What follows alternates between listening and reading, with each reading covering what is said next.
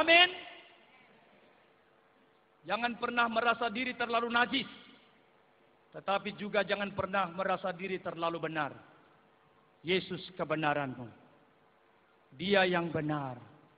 Menjadikan kita yang tidak benar menjadi benar. Kristus mati menebus engkau dan saya. Amin. Menebus berarti engkau miliknya. Pikiranmu. Talentamu. Hartamu. Keturunanmu. Di sini ada anak saya semua. Kiranya mereka mendengar itu. Keturunanmu. Bukan milikmu. Itu milik Dia yang mengaruniakan kepadamu. Ditebus. Yang keempat, Kristus mati. Mendamaikan kita bersama. Itulah sebabnya waktu kita bernyanyi Marolo Polo Todiki. Indah sekali. Orang yang berdosa. Orang berontak. Orang dikendalikan roh jahat. Tidak mungkin bisa marolo polo di hadapan Tuhan. Sonang nitiki. Dungjuk bang Yesus Tuhaki. Wah, luar biasa. Sangat penting sudah aku beritakan kata Paulus. Kristus mati. Khotbah Paulus kita khotbahkan malam ini. Di hadapan 10.000 barangkali. Orang yang hadir. Puji Tuhan. Bukan hanya Kristus mati. Tapi juga Kristus bangkit sangat penting. Kenapa saudaraku? Pertama dan terutama itu menunjukkan Yesus melampaui semua nabi. Nabi besar seperti apapun. Semua pendiri agama yang dianggap hebat. Mereka mengajarkan kehidupan. Mereka mengajarkan moral. Mereka mengajarkan hidup sesudah hidup. Ada hidup. Tapi sampai sekarang mereka ada di kuburan. Mereka ada mati. Tetapi Yesusmu yang kau percaya. Tuhanku yang kulayani. Dia telah mengosongkan kuburan. Sekalipun dia dianggap nabi. Dan nabinya nabi cilik tapi kecil. Tapi nabi kecil ini telah mengosongkan kuburan.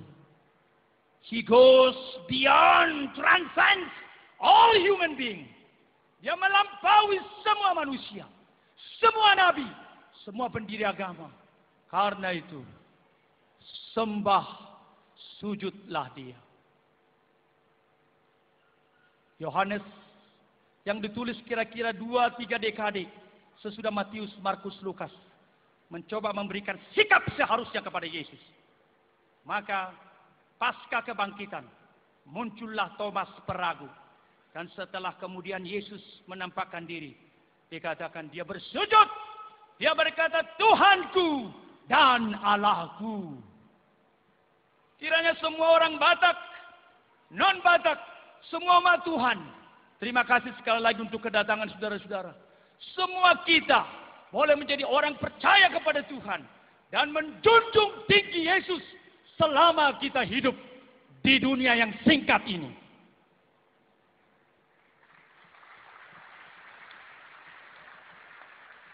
Tema kita adalah bangkit bersama Kristus.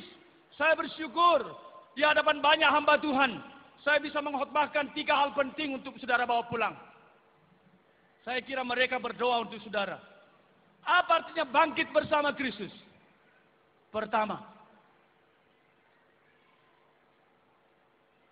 Itu artinya saudara harus mengalami keselamatan yang pasti dulu. Saya melihat ada banyak orang yang sudah bertahun-tahun ke gereja. Sudah menjadi opung. Kira-kira 2 tahun lalu saya tanya sama seorang opung di kampung. Opung, siap dia dah ha? Besian hauma. Ay sana ho. Si Mangapul doh. Siapa kau? Si Mangapul kau. Ya opung. Oh, dia kora sa Jakarta. Langsung cepat saya singkat. Opung. Opung sudah tua.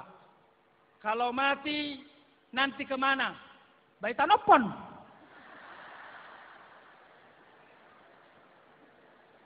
Mohon maaf bagi yang tidak mengerti. Opung, kalau nanti mati kemana? Dikubur. Loh, maaf. Ay pinahan lobo be kubur do.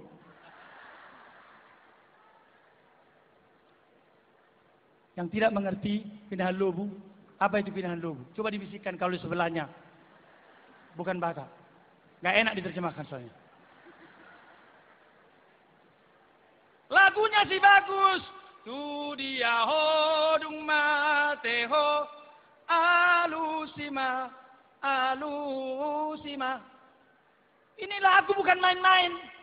Tetapi orang yang sudah buta. Paulus berkata dalam 2 Korintus 4. Matanya dibutakan. They are blinded by the ism of the world. Dengan segala paham-paham dunia ini. Kalau nyanyi itu dia ho dung mate ho. Kemana kau kalau mati?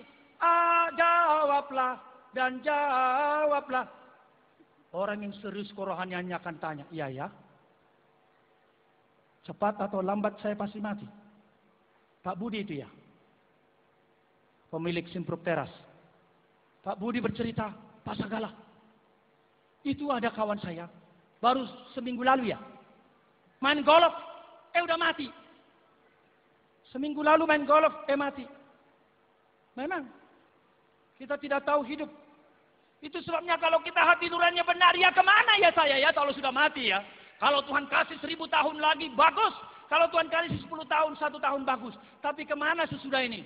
Firman Tuhan malam ini berkata, kemana kau kalau kau sudah mati? Jawabmu apa? Loh, lemas sekali sih. Saya sudah keringatan. Di mana tadi sapu tangan saya? Soalnya itu lampu sorotnya itu panas loh. Tapi tidak apa-apa lah disorot supaya saya agak putih sedikit.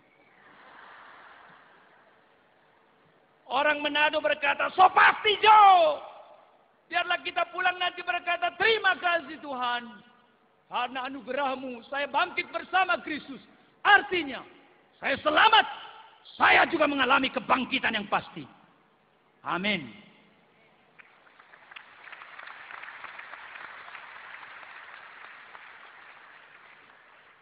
Saya melawan semua pendeta-pendeta dan ahli-ahli teologi yang mengatakan tidak boleh yakin keselamatan.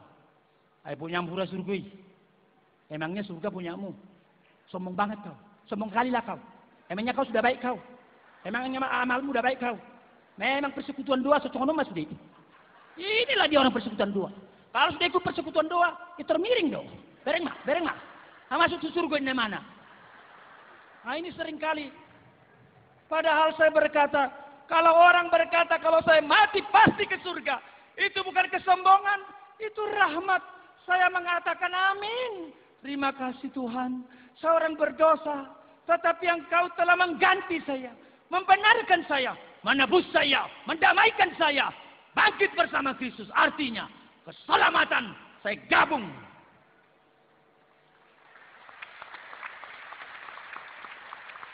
Oh saya senang semua tepuk tangan. Hati-hati, ada peringatan Paulus di ayat 2. Hati-hati. Oleh Injil itu kamu diselamatkan asal kamu teguh berpegang padanya. Seperti yang telah kuberitakan kepadamu. Kecuali kamu telah apa? Sia-sia menjadi percaya. Saya sebagai hamba Tuhan tetap berpikir Tuhan jangan ada orang sia-sia beriman. Pura-pura beriman. Tradisional beriman. Paulus serius. Kalimat itu diulang ayat 17. Mari kita baca satu ya. Mari kita baca ayat 17. 1, 2, 3 ya.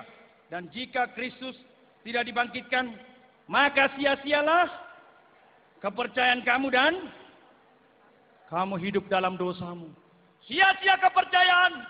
Doa saya. Doa Pak Jauh Dolosaribu. Doa Pendeta Simbolon. Doa seluruh hamba-hamba Tuhan di sini. Kita berpegangan tangan. Tidak ada yang pulang dari tempat ini sia-sia beriman.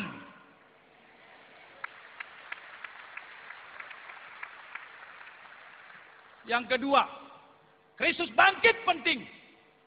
Artinya apa? Alamilah kelepasan dari perbudakan dosa. Ini sesuatu hal yang mengerikan di dalam Alkitab yang seringkali tidak disadari oleh orang-orang di dalam agama. Saya mengatakan kalimat penting. Ini seringkali merupakan suatu hal yang menyedihkan di dalam pernyataan Alkitab yang tidak disadari oleh orang-orang beragama. Yaitu fakta perbudakan dosa. Semua agama baik, benar? Semua agama mengajarkan kebaikan, benar? Semua agama mengajarkan moral, benar? Tetapi dalam kenyataannya, orang mengajarkan moral, sendirinya hidup bejat.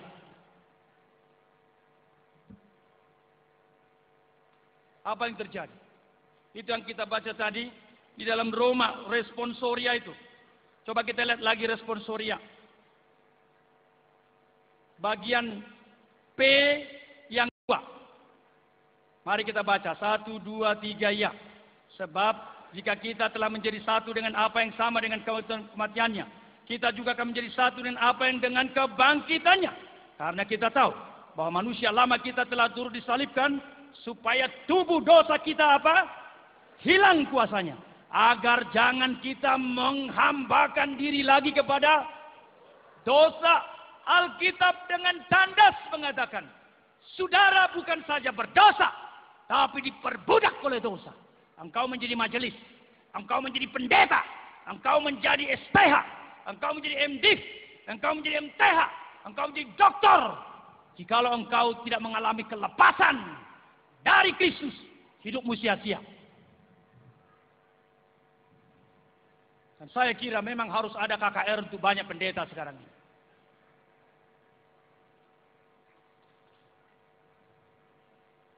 Saya mengatakan ini bukan dengan senang. Maafkan rekan-rekan pendeta. Tuhan sudah pernah mengatakan dengan sedih, kalau buta memimpin buta mau kemana? Sekali lagi, bangkit bersama Kristus. Artinya lepas dari perbudakan dosa. Itu yang dikatakan di sini. Supaya tidak menghambakan diri kepada dosa. Saya tahu itu kebenaran. Saya tahu itu dosa. Saya mau melakukan kebenaran.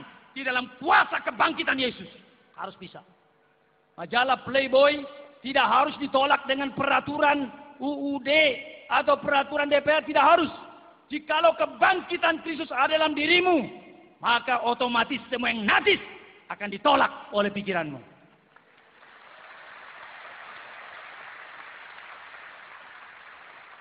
Suami tidak harus dipelototi oleh istrinya.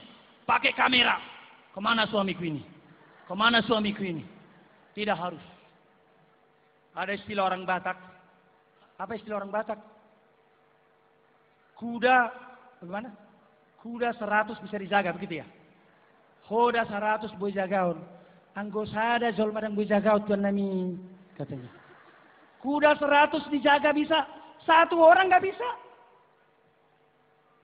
Suami yang mengalami kebangkitan Kristus, kemanapun kau pergi, di hatimu hanya istrimu.